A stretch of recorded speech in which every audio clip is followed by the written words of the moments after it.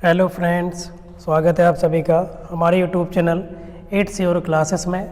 आज हम देखेंगे यूपी डीएलएड के 4th सेमेस्टर के पवन सीरीज का जो पहला पेपर होता है जिसका नाम है आरंभिक स्तर पर भाषा एवं गणित के पठन लेखन क्षमता का विकास, उसका ऑब्जेक्टिव का पार्ट नंबर 2।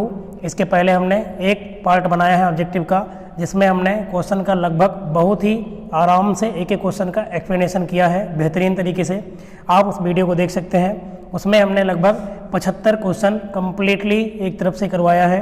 तो इस वाले पार्ट में आपके लिए ये पूरा कंप्लीट हम करा देंगे। मतलब जो आरंभिक स्तर पर भाषा एवं गणित के पठन जो कि पहला पेपर होता है जो कि 50 नंबर का आता है, जिसमें से 15 नंबर के ऑब्जेक्टिव आते हैं। समझ रहे ना? तो ये बहुत ही महत्वपूर्ण है, इसको आप देख लेना बार बार, क्योंकि एग्ज़ाम में आपने देखा था, अगर आप नहीं देखे होंगे तो देख लेना। एग्ज़ाम में जो क्वेश्चन होते हैं क्या होते हैं, बार बार रिपीट होते रहते हैं। तो आप देख लेना, तो बहुत ही हेल्प मिलेगी उस वीडियो से आपको। और इस वीडियो में आप लगातार बने रहेंगे और देखेंगे कि इसमें हम पूरी तरह से इसके जितने भी ऑब्जेक्टिव हैं सभी के सभी क्वेश्चन कंप्लीट कर लेंगे हम। तो चलिए बिना देरी के हुए अब हम शुरू करते हैं आज की क्लास। चलिए पहला क्वेश्चन देखते हैं आज का। क्वेश्चन नंबर 76 से स्टार्टिंग है। लेखन की अशुद्धियों को दूर करने का उपाय है। मतलब जब हम लिखते हैं कोई चीज़ तो जो अशुद्धियाँ होती हैं उसको दूर करने के उपाय क्या क्या है हमें ये बताना है। तो पहला है 12 खड़ी का अभ्यास। बिल्कुल 12 खड़ियों का हमें अभ्यास होना चाहिए अच्छे से।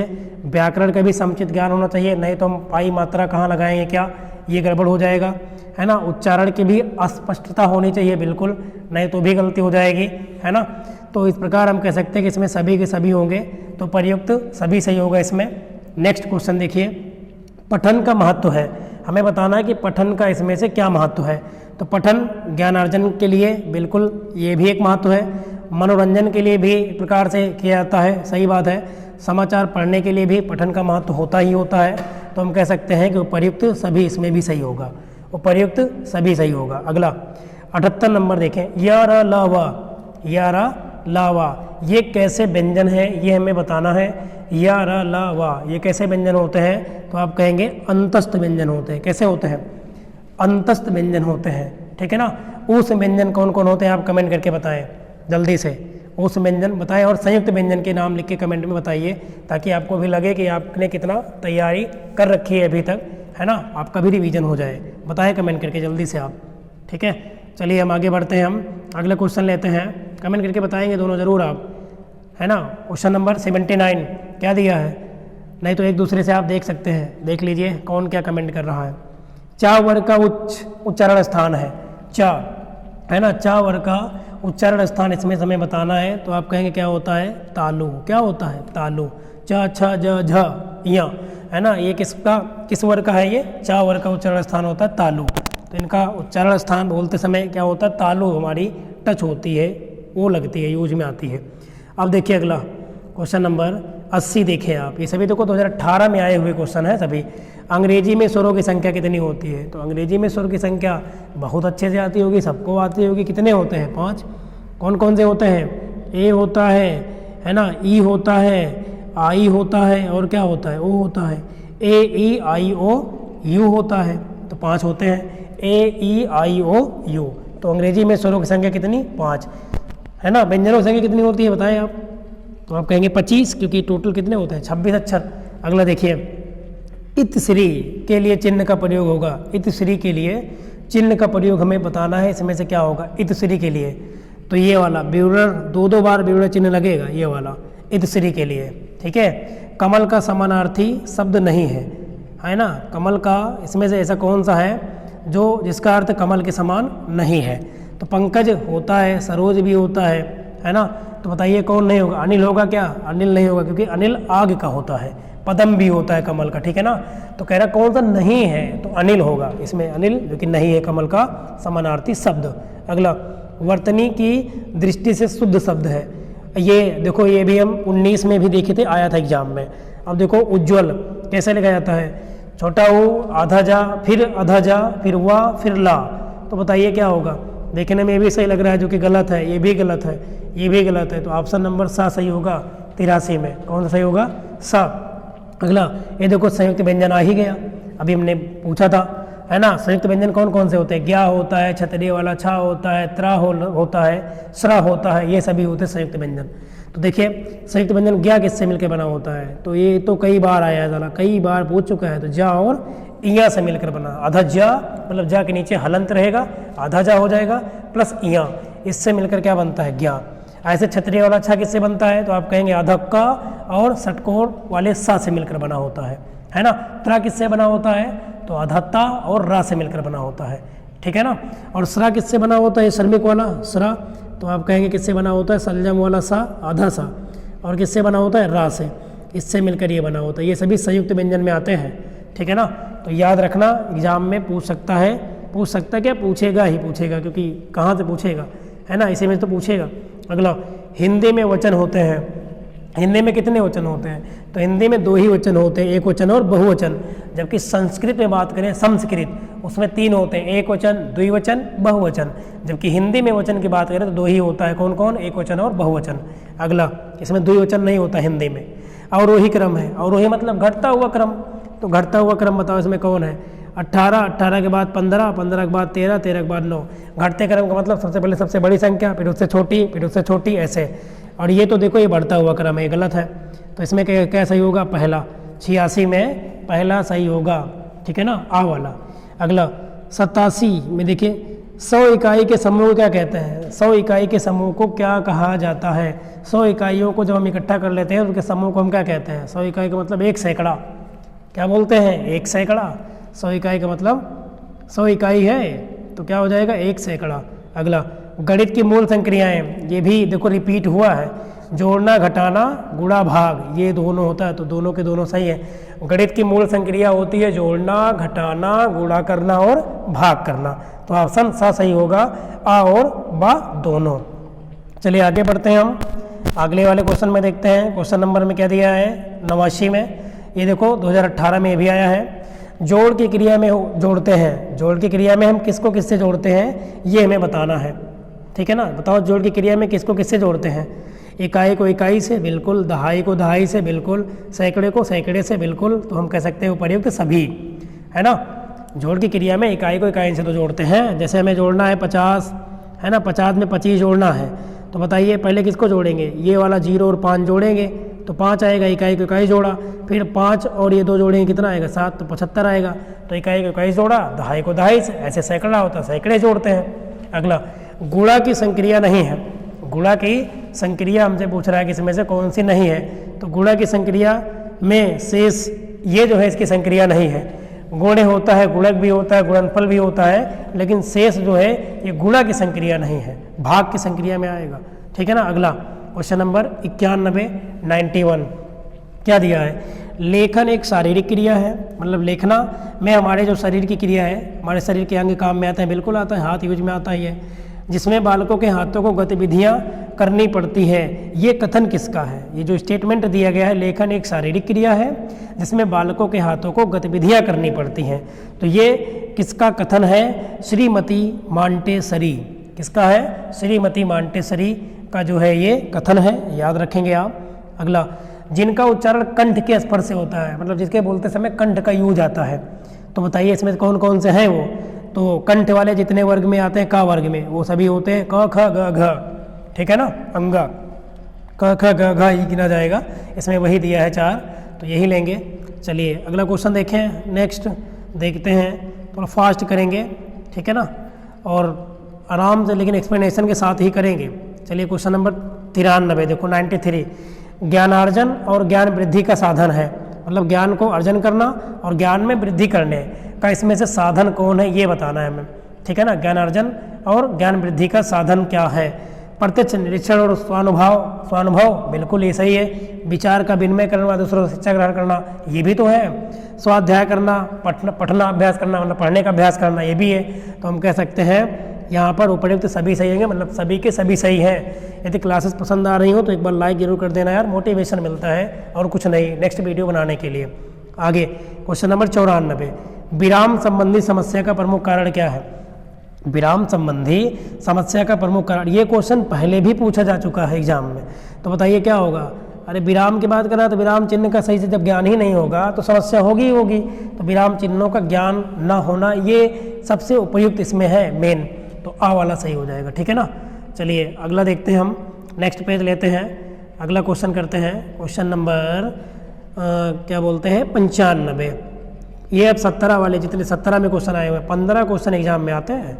विवृत स्वर है, विवृत स्वर जिनमें बोलते समय हमारा मुख पूरी तरह से क्या होता है, दोनों तरफ से खुला होता है पूरी तरह से, है ना, पूर्ण रूप से। तो बताइए इसमें क्या होना चाहिए सही।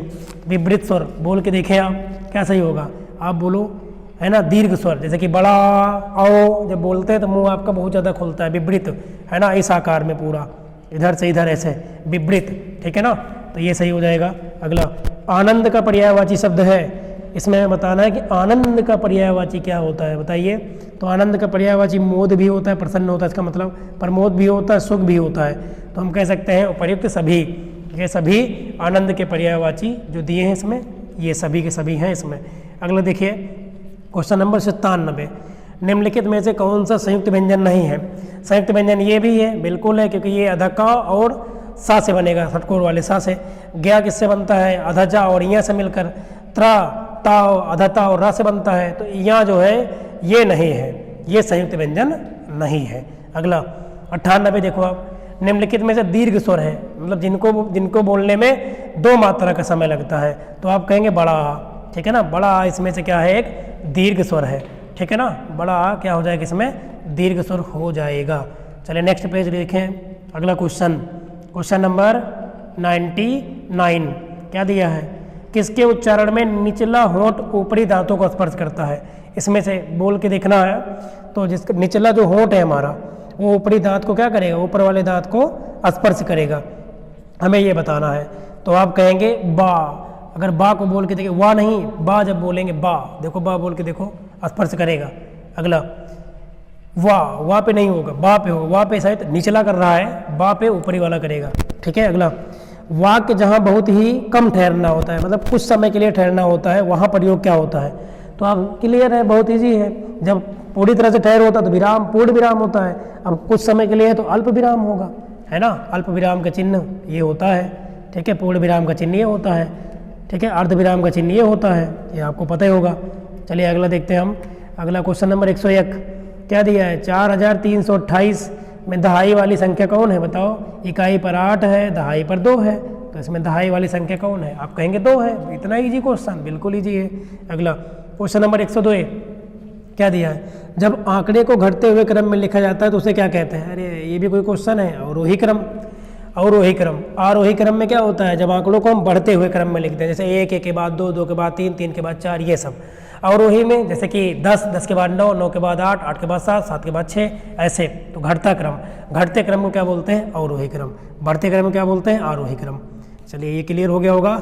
चलिए नेक्स्ट देखिए, अगला क्वेश्चन देखो क्या दिया गया है। इसमें क्वेश्चन है मूल संख्या में वृद्धि करना, मूल संख्या में वृद्धि करना, कमा बढ़ाना अथवा योग करना, ये क्या है, ये हमको बताना है। इसमें से मूल संख्या में वृद्धि करना है, मतलब बढ़ाना है, जोड़ना है, तो बताओ क्या कहते हैं उसे, जोड़ना कहते हैं यार। क्या कहते हैं, जोड़ना। कोई संख्या है, मान लो 1 x या मान लो 2 है, कोई संख्या 2, इसमें आपको वृद्धि करना है तो आप कुछ ना कुछ जोड़ेंगे। मान लो 1 जोड़ दिया तो 3 हो जाएगा, या कुछ बढ़ा दोगे तभी तो वृद्धि हो जाएगी। या योग कर दो किसी, इसमें कोई संख्या और जोड़ लो, तो इसे कहते हैं जोड़। क्या कहते हैं, जोड़। जोड़ना, घटाना, गुणा, भाग, ये गणितीय संक्रियाएं होती हैं। अगला ये भी क्वेश्चन पूछता है, गणितीय संक्रियाएं।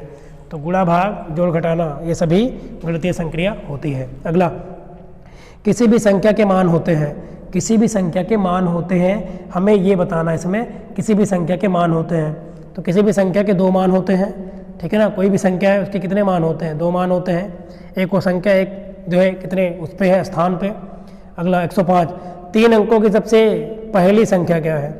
अब 3 अंकों की सबसे पहली संख्या जो उसकी सबसे छोटी होगी वही तो सबसे पहले होगी, तो आप कहेंगे 100, क्योंकि 100 से कम कर दो आप 99 आ जाएगा, इसमें 2 अंक आ जाएंगे। तो 3 अंकों की सबसे पहली संख्या बोले चाहे 3 अंकों की सबसे छोटी संख्या बोले, 100 ही होगी। क्लियर। अब बड़ी पूछेगा, एक बार बड़ी पूछा गया था तो कितना था उसमें, 999 हो जाएगा। ये भी कोई क्वेश्चन है आप कहेंगे, बट क्वेश्चन आता है एग्जाम में, ठीक है ना।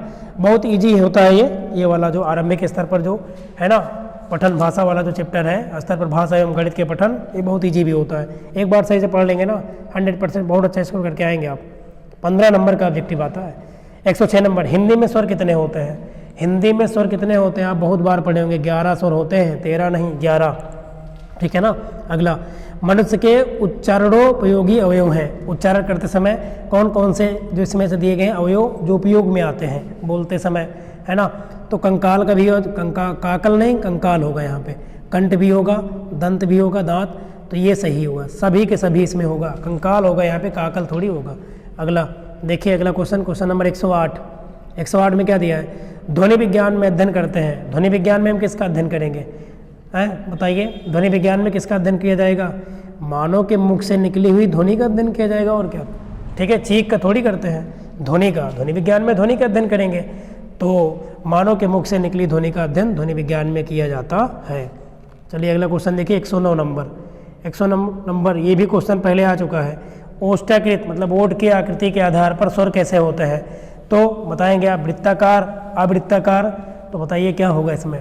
तो आप कहेंगे दोनों होता है, वृत्ताकार भी और अवृत्ताकार भी। तो आ और बा दोनों के दोनों सही हैं। 110 देखो, व्यंजनों को उच्चारण की दृष्टि से बांटा गया है। व्यंजन को उच्चारण की दृष्टि से कितने भागों में बांटा गया है? तो याद रखना 3 भागों में बांटा गया है। कितने भागों में? व्यंजन को 3 भागों में बांटा गया है। अगला 111, ध्वनियों के उच्चारण में होने वाले यत्न को प्रयत्न कहा जाता है। यह होते हैं, यह क्या होते हैं ये हमें बताना है। तो ये स्वर तंत्री से कंपन, बिल्कुल, श्वास की मात्रा से भी होते हैं, जिह्वा और अन्य अवयवों के द्वारा भी हम ध्वनि का उच्चारण कर सकते हैं, है ना, ध्वनि उत्पन्न कर सकते हैं। तो उपयुक्त सभी के सभी सही होगा, इसमें ऑप्शन नंबर द सही हो जाएगा। चलिए नेक्स्ट क्वेश्चन देखिए, क्वेश्चन नंबर 112 क्या दिया है? निम्नलिखित में से दंत व्यंजन है, मतलब जिनके बोलते समय हमारे दांत का यूज होता ही होता है ना, दांत से स्पर्श होता ही होता है। तो बताइए कौन सा होगा इसमें?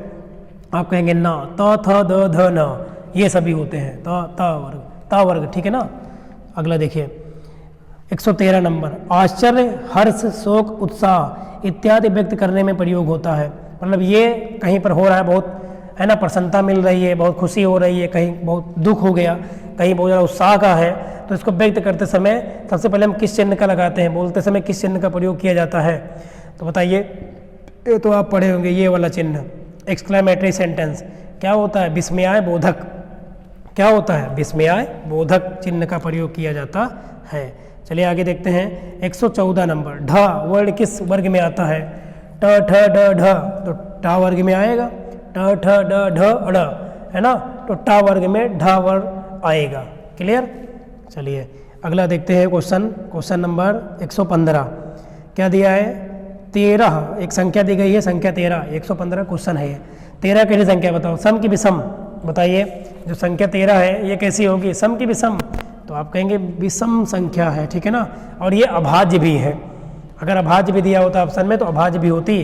अभाज्य संख्या क्यों है? क्योंकि इसके 2 फैक्टर हैं केवल, क्योंकि मतलब एक होगा 13 खुद, तो जिस संख्या केवल 2 फैक्टर हो संख्या अभाज्य भी होती है, ठीक है ना। तो ये विषम संख्या है इसमें, क्योंकि ये 2 से पूरी तरह नहीं कटेगी। सम तो बिल्कुल भी नहीं है, सम संख्या वो संख्या है जो 2 से पूर्णतया विभाजित हो जाती है। अगला 116 नंबर देखो, अवरोही क्रम, फिर पूछा मतलब घटता हुआ क्रम। तो बताओ इसमें, ये तो बढ़ता हुआ क्रम है, देखो 2 के बाद 5, 5 के बाद 7, 7 के बाद 9, तो बढ़ रहा है, ये घट रहा है, तो ऑप्शन आ सही हो जाएगा। 116 में ऑप्शन नंबर आ सही हो जाएगा, ठीक है ना। अब देखो ये आ गया, अभी मैंने बोला भी था ये भाग की संक्रियाएं क्या होती हैं, भाग की संक्रिया में क्या क्या होता है। तो आप बताएंगे जो भाग की संक्रिया होती है उसमें आपका क्या क्या होगा? भाज्य भी होगा, भाजक भी होगा, है ना, भागफल भी आता है। जैसे कोई संख्या ऐसे लिखी हो, हमने लिख दिया यहाँ पर x और यहाँ पर लिख दिया y, है ना, मान लो ये 0 टाइम गया और शेषफल कुछ मान लो 0 बच गया, तो ये बताइए क्या होता है? ये भाज्य होता है, ये भाजक होता है, ये भागफल होता है और ये शेषफल। तो इसमें सब होगा, भाज्य भी, भाजक भी, भागफल भी, इसलिए उपर्युक्त सभी के सभी सही हो जाएंगे। ऑप्शन नंबर 10 सही होगा। अगला भाषा शिक्षण के पक्ष है, भाषा शिक्षण के कितने पक्ष होते हैं ये बताना है। तो बताइए, भाषा शिक्षण में हम पढ़ते भी हैं, लेखन का भी कार्य करते हैं, व्याकरण भी यूज में आता है, तो प्रयुक्त सभी के सभी इसमें भी सही हो जाएगा। 118 में भी ऑप्शन नंबर 10 सही हो जाएगा। चलिए अगला देखते हैं हम, अगला क्वेश्चन 119 नंबर देखिए क्या दिया है। 119 में क्या दिया है, भाषिक अज्ञानता संबंधी समस्या है ना। तो भाषिक ये समस्या कब होगी ये हमें बताना है। तो लिपि संबंधी अज्ञानता, बिल्कुल जब लिपि का सही से अज्ञानता होगी, ज्ञान नहीं होगा तो भी होगा, है ना। व्याकरण का भी अगर सही से ज्ञान नहीं तो भी होगा। तो ये विराम चिन्ह का भी ना ज्ञान हो तो भी दिक्कत होगी। तो उपर्युक्त सभी इसमें भी सही हो गया। अरे भैया सब में सही यही हो रहा है, उपर्युक्त सभी। अगला 120 में देखो, 99 में दहाई है। 99 में दहाई कौन है, तो ये इकाई इधर से गिना जाएगा, दहाई तो 9 है, 9 है ना। चाहे इकाई पूछता चाहे दहाई, इसमें दोनों के दोनों 9 थे, है ना। केवल ये पागल बना रहा है, बहुत ईजी क्वेश्चन है। अगला, पठन के कितने प्रकार हैं, पठन के कितने प्रकार हैं बताइए जल्दी से। पहले आप पठन के कितने प्रकार हैं, तो आप कहेंगे पठन के 3 प्रकार होते हैं। कितने प्रकार होते हैं पठन के, 3 की 2 4 प्रकार होते हैं, ठीक है ना। हमने भी गलत कर दिया, है ना। सुब्बू पाली, है ना। पठन के कितने प्रकार होते हैं, 4। पठन के कितने प्रकार होंगे, 4। 122 नंबर, लिखित अभिव्यक्ति के लिए महत्वपूर्ण बिंदुओं की संख्या कितनी है। अगर हमें लिख के व्यक्त करना है तो बताइए कितने होते हैं, हमें ये बताना बिंदुओं की कितनी संख्या होती है लिखित में। तो आप कहेंगे लिखित के भी कितने होंगे, 4, ठीक है ना। कितने होते हैं, 4। चलिए अगला क्वेश्चन देखिए, क्वेश्चन नंबर 123, पठन भाषा शिक्षण का रूप है। पठन भाषा शिक्षण का कैसा रूप है हमें ये बताना है। ये पहले भी आ चुका है, शायद 2021 या 22 में देखे थे, आया था, व्यवहारिक है। अगला, लिखित अभिव्यक्ति का महत्वपूर्ण बिंदु है ना। लिखते समय जो अभिव्यक्ति करते हैं उसका महत्वपूर्ण बिंदु क्या होता है, क्रमबद्धता, क्रम से, है ना, क्रमबद्धता, ये बहुत है। भाषा की कितनी इकाइयाँ हैं, हमें बताना कि भाषा की कितनी इकाई होती है। तो भाषा की 3 इकाई होती है। भाषा कितनी इकाई होती है, 3, इसको याद रखना, भाषा की 3 इकाई। वर्ड के भेद हैं, वर्ड के कितने भेद होते हैं ये बताना है। तो वर्ड के 2 भेद होते हैं, वर्ड के 2 भेद होते हैं, स्वर और व्यंजन। क्यों, वर्ड के कितने भेद हैं, 2 भेद। अगला, मात्राओं के आधार पर स्वर कितने प्रकार के होते हैं। अगर मात्रा के आधार पर अगर हम बात करें स्वर की, तो इनके जो प्रकार हैं ना वो 3 होते हैं। मात्रा के आधार पर स्वर कितने प्रकार के, 3 प्रकार के, है ना। आप पढ़े होंगे प्लुत स्वर, दीर्घ स्वर, है ना, ये होते हैं। अल्प स्वर, है ना, हस्व स्वर बोलते हैं, हस्व, दीर्घ और प्लुत स्वर 3 होते हैं। अगला, हस्व में 1 मात्रा का समय लगता है, दीर्घ में 2 मात्रा का, और प्लुत में 3 का लगता है, 3 मात्रा का समय लगता है। ध्वनि क्या है, ध्वनि क्या है ये पूछा जा रहा है कि इसमें ध्वनि क्या है। तो ध्वनि ध्वन्यात्मक भाषा होती है, शिक्षा अर्जन करने का माध्यम भी है, बिल्कुल है। तो आओ अब दोनों सही होगा। 128 में सा ऑप्शन सही हो जाएगा। अगला, ध्वनि के मूल तत्व हैं, ध्वनि के मूल तत्व इसमें से बताए कौन कौन से हैं। तो ध्वनि के सार्थकता भी है, अस्पष्टता भी है, शुद्धता भी है। तो प्रयुक्त सभी के सभी हैं ध्वनि के मूल तत्व इसमें से। चलिए अगला क्वेश्चन देखते हैं हम। अगला क्वेश्चन क्या दिया है, क्वेश्चन नंबर 130, ध्वनि के लिए अपेक्षित बातें हैं। ध्वनि के लिए अपेक्षित बातें हैं, हमें ये बताना है। तो आप कहेंगे उत्पादन भी है, संवहन भी है, ग्रहण करना भी है, उपर्युक्त सभी के सभी होंगे। अगला, ध्वनि विज्ञान में अध्ययन किया जाता है। ये देखो अभी जल्दी में पढ़े थे यही क्वेश्चन। क्या होता है, मानव के जो है मुख से निकली हुई चीख नहीं, ध्वनि का, इसका मानव के मुख से निःसृत ध्वनि का, ये हो जाएगा। ऑप्शन नंबर 12 सही होगा इसमें। अगला, मनुष्य के उच्चारणोपयोगी अवयव हैं। ये देखो अभी पढ़ा था, कहाँ कहाँ से उच्चारण कर सकते हैं हम। काकल नहीं होगा यार यहाँ पे, काकल कि काकल होगा, बताएं आप। काकल तो इसमें होगा, लेकिन काकल तो हमें कहीं नहीं मिला। कंकाल हो सकता है इसमें, चलिए हो सकता है काकल, बताएंगे आप। कंठ है, दांत भी होता है, उपर्युक्त सभी होगा इसमें, ठीक है ना। अगला क्वेश्चन देखिए, क्वेश्चन नंबर 133। 133 में क्या दिया है, हिंदी ध्वनियों का वर्गीकरण किया जा सकता है। जो हिंदी ध्वनियाँ हैं इनका वर्गीकरण हम कैसे कर सकते हैं। तो जिह्वा के आधार पर बिल्कुल, हस्व दीर्घ के आधार पर बिल्कुल। तो आ व बा दोनों के दोनों सही होंगे, क्योंकि अगला ऑप्शन है इनमें से कोई नहीं, तो गलत है पूरी तरीके से। तो 133 में क्या सही हो जाएगा, सा वाला। चलिए अगला देखिए, अगले में क्या दिया गया है, हस्व स्वर, हस्व में होते हैं स्वर होते हैं। हस्व में कितने स्वर होते हैं, मतलब ह्रस्व स्वर बोलते हैं। ह्रस्व स्वर में कितने स्वर होते हैं, तो आप कहेंगे 4।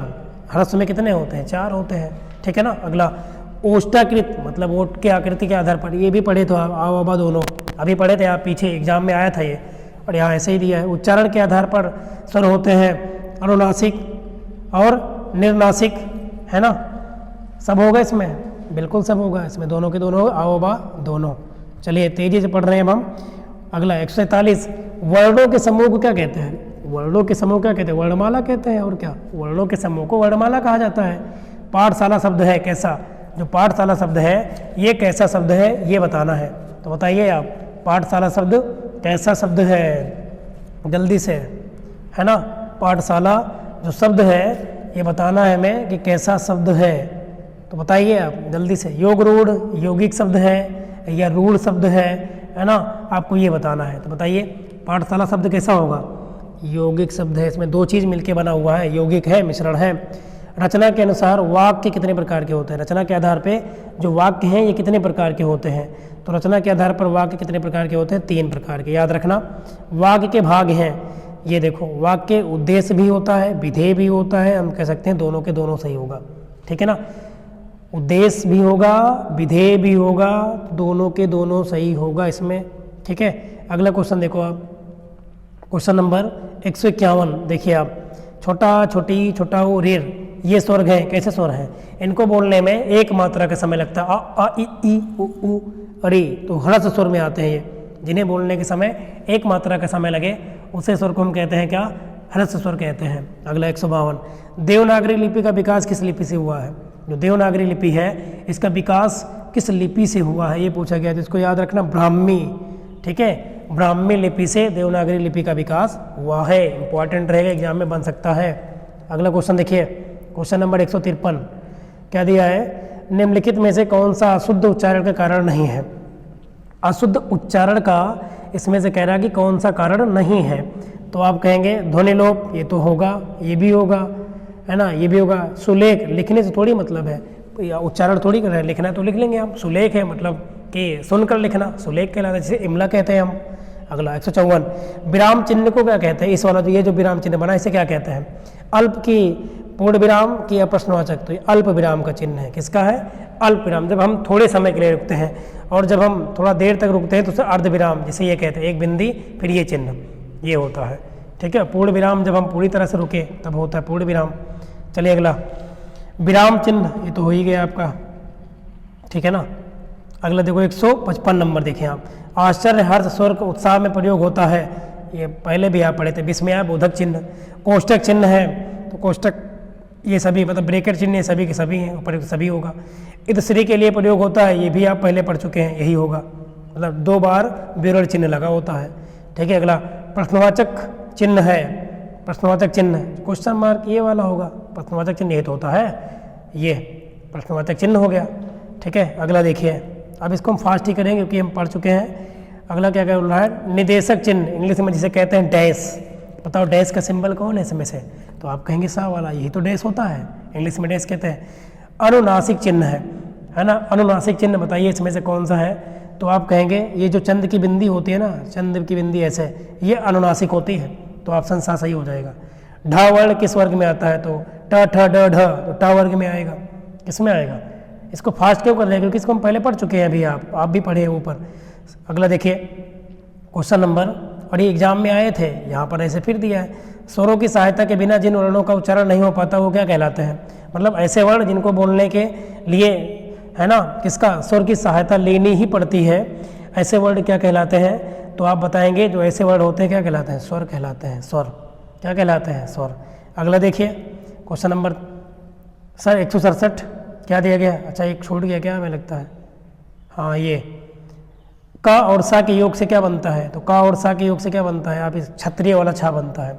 अगला ड मतलब अंगा, या और न म वर्ण, ये कैसे वर्ण है? इनको आप बोल के देखें तो इसमें कहीं ना कहीं अनुस्वार, इसको क्या बोलते हैं? अनुस्वार होते हैं, ये सभी अनुस्वार हैं।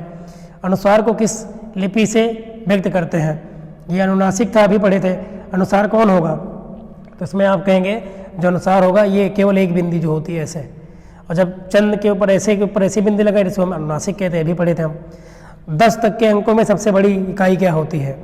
10 तक के अंकों में सबसे बड़ी इकाई कौन होगी? तो आप कहेंगे 9 होगा, और क्या क्या होगा इसमें? 9 होगा, ठीक है। चलिए अब देखते हैं अगला पेज हम जल्दी से। गणित की मूल संक्रियाएं बार बार है, जुड़ा, जोड़ना, घटाना, गुणा, भाग, तो आ वाबा दोनों होगा, केवल जोड़ना नहीं है।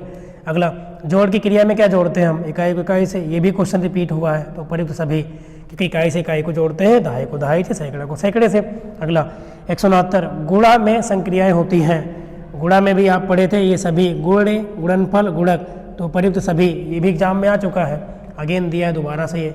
अगला देखिए लास्ट पेज, उसके बाद अति लघु उत्तरीय आ जाएगा, इसी में समाप्त इसकी हो जाएगी।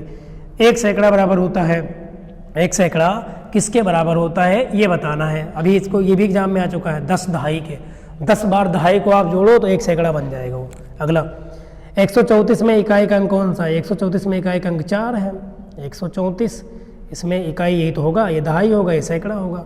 अगला 10 इकाइयों के योग को क्या कहते हैं हम? लास्ट क्वेश्चन है, 10 इकाइयों के योग को क्या कहा जाता है? तो आप कहेंगे 10 इकाई के योग को हम क्या कहते हैं? दहाई। 10 बार इकाई आप जोड़ो तो क्या बन जाएगा? दहाई बन जाएगा, ठीक है ना, ये कहते हैं। तो आशा करता हूँ ये क्लास बहुत ही मस्त लगी हुई, फुल एनर्जी के साथ आपने देखा है ना, और हमने भी पढ़ाया, एक्सप्लेनेशन भी किया है ना। तो कमेंट करके बताना कैसी रही ये क्लास, है ना, मज़ा आया, याद हुआ कि नहीं हुआ? तो 1-2 बार आप वीडियो देखना, आराम से याद हो जाएगा, और एग्ज़ाम में इसी में से आएगा, 100% है। फिर इसके बाद अति लघु उत्तरीय प्रश्न क्या हम केवल एक वीडियो लाएंगे जिसमें हम क्वेश्चन को छांटेंगे अब की बार, और कुछ गिने चुने क्वेश्चन को हम कराएंगे उसमें, ठीक है ना। नहीं तो बहुत बड़ा हो जाएगा पूरा, अगर हम सीरीज कराएंगे तो बहुत लेंदी हो जाएगा, और नहीं जैसे आप कहेंगे वैसे कर लेंगे, कोई दिक्कत नहीं है ना। तो आप वीडियो में लगातार बने रहें, इसके लिए आप सभी का बहुत बहुत धन्यवाद। क्लासेस अगर पसंद आई हो तो आप एक बार लाइक करना, कमेंट जरूर करके जाना, एक मोटिवेशन मिलेगा नेक्स्ट वीडियो लाने के लिए। तो चलिए यहीं तक रखते हैं, बस एक बार आपका पुनः से दोबारा से धन्यवाद।